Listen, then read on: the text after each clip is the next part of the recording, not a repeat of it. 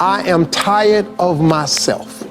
When you say I'm sick and tired of being sick and tired, that's the facilitator of change. That's when you're ready to say these words, no more excuses. No more excuses. I've never met a person who was not successful that didn't have a great amount of self-discipline within their life. Self-discipline and being able to perform and being able to keep your life on schedule and being able to keep commitments and promises and meet deadlines is essential to success. None of us can afford to have a life that is controlled by someone else or a life that is basically controlled by our emotions.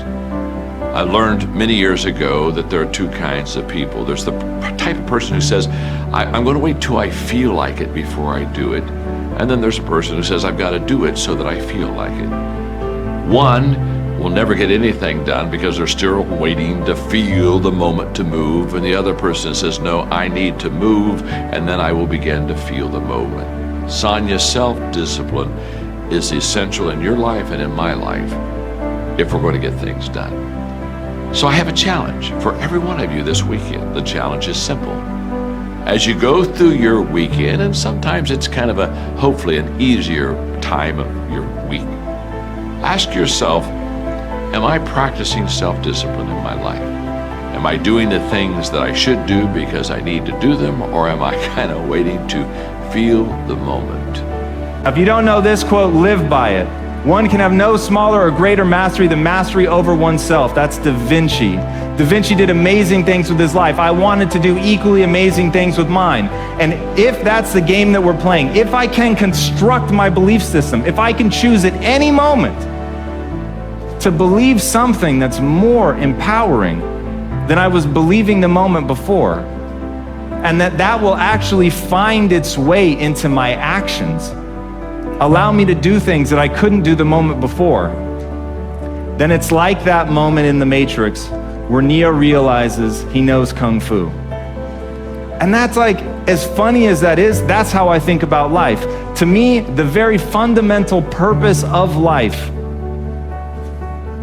is to find out how many skills I can acquire that have utility, and then put that utility to the test in service of something greater than myself. Stop comparing yourself to others. So the first thing you do is stop focusing on other people. Instead, focus on being the best version of you that you can. Then you'll recognize that you deserve to sit at the big table with everybody else after you become the best that you can be. Now, once you've accepted that you have as much right to success and much right to succeed as anybody else, the next step is learning how to talk the talk. You have to get fluent in the language of success so you speak it with ease. Surround yourself with people who've accomplished their dreams and immerse yourself in the culture of achievement. The ideal situation for a man or woman to die is to have family members praying with them as they cross over. He said, but imagine, if you will, being on your deathbed and standing around your bed. Repeat after me, please. Live full. Die empty. I want you to take some notes and some things, and I want you to think about your goals and dreams in the three categories that I mentioned: personal, professional, and your social contribution. How many of you are serious about your goals and dreams? Raise your hands, please. Thank you very much. How many of you don't want to take your dreams to your grave with you? Raise your hands, please. Very good. Shake someone's hand on your right and left, look them in the eyes and say, get out of your head and step into your greatness. Do that right now, please. Say, get out of your head and step into your greatness. I want you to write this down. Let us say together, as you think about your goals and dreams, let us say together, it's possible. Together, please. Yes, write that down. See, ladies and gentlemen, as an entrepreneur, then I would leave, and my conversation with myself was, my heart would say, I can do that. And then my mind would ask, how?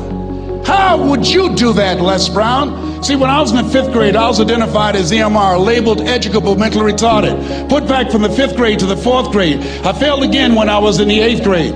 I have no college training. And a man changed my life, and I'll never forget his name, Mr. Leroy Washington. He's in his 80s now, and he's blind from glaucoma, but he gave me a different vision of myself. I was in his class waiting on another student. He came in and said, "Young man, go to the board and work this problem out for me." I said, "Oh, sir, I can't do that." I said, "Why not?" I said, I'm not one of your students." He said, "Look at me." "Yes, sir. Go to the board and work the problem out anyhow." I said, "Sir, I can't do that." He said, "Why?"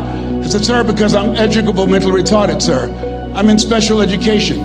And the students started laughing. They said, "That's Leslie. That's not Wesley. He's DT. Wesley is the smart twin." He said, "What does DT stand for?" I said, I'm the dumb twin, sir." And as the students laughed at me, he came from behind his desk, he looked at me and he said, "Don't you ever say that again. Someone's opinion of you does not have to become your reality."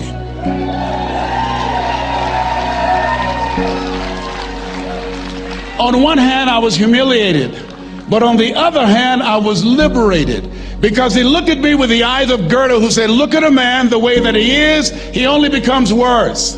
But look at him as if he were what he could be, then he becomes what he should be." And so we developed a relationship. And one of the things that I can just tell you as you think about your goals and dreams, all of us can say in a spirit of integrity that it's possible. That if anybody at any point in time lived their dream, then it's possible that I can live mine. And what I did was, I made a mistake. I looked at my goals and dreams, and my mind said, "How will you do that?" I went from my heart to my mind, and I stayed up there for 14 years. 14 years. I can't bring those 14 years back. Those years are gone. And I've made a mission in my life to help people to stop putting it off and procrastinating. How many ever thought about something you wanted to do and you procrastinated, you talked yourself out of it? Raise your hand, please. There's a proverb that says, if there's no enemy within, the enemy outside can do us no harm. And so, as you look at your goals and dreams, every day we must convince ourselves, we must sell ourselves on that it's possible. Every seminar, every workshop, every book that I've ever read, every speaker that I've ever heard, it interrupted what I was believing about myself. Everything that you do, everything matters. As you go through each day, I know now as I look back at age 63, looking at my life, everything matters. T. Harv is right. How you do anything is how you do everything. And I realized that the choices I was making was based upon how I saw myself. Let us say together, it's necessary. Write that down. It's necessary as you look at your goals and your dreams, it's necessary that you have a strategy and a game plan to change the story that you believe about yourself. And that's an ongoing process. I've discovered, and many people have, that what we do, what we accomplish, what we produce is a result of the story we believe about ourselves. My favorite book says, "Be ye not conformed to this world, be ye transformed by the renewing of your mind." And so as I began to work on myself, I realized that I'm getting out of one story and stepping into another story. As I become aware of some things, there's still some things I'm not aware of. So I'm still growing, I'm still developing. I'm like the lady who said, "Lord, I ain't what I want to be, ain't what I'm going to be, but thank God I sure ain't what I was." But I realized that you have to work on yourself on a regular basis, and write this down, for mental mindset. For mental mindset and stamina. Because things are going to happen to you. I believe that the reason that most people go to their graves with their talents and abilities and skills in them is because of the fact, number one, many are like me. They didn't know that they didn't know and thought they knew. I thought I knew myself, and I really didn't know myself as well as I thought. I've discovered that sometimes people can take you to a place within yourself that you can't go by yourself. The other reason is I was afraid. I never worked for a major corporation. I wanted to speak for corporations. I was afraid I would be exposed because I don't have a college education. I felt inferior because of the fact that I don't have a college education. I allowed that level of fear of failure to stop me. And because I never had any experience in it, I assumed that I could not do it. I was paralyzing myself by believing and assuming the limited part of myself as opposed to believing that I had something special. You have something special. There's something you want to do. Because you don't know how to do it doesn't mean that you can't learn. I like something that I heard. You don't have to be great to get started, but you have to get started to be great. Repeat after me, please. Leap and grow your wings on the way down. See, the people that will live their dreams, the 2% that will do that, these are, and write this down, become a risk taker. They're risk takers. They don't mind failing. They don't mind making mistakes. They're willing to take life on, take life in the collar. This, God said, if you're not willing to risk, you cannot grow. And if you cannot grow, you cannot become your best. And if you cannot become your best, you can't be happy. And if you can't be happy, then what else is there?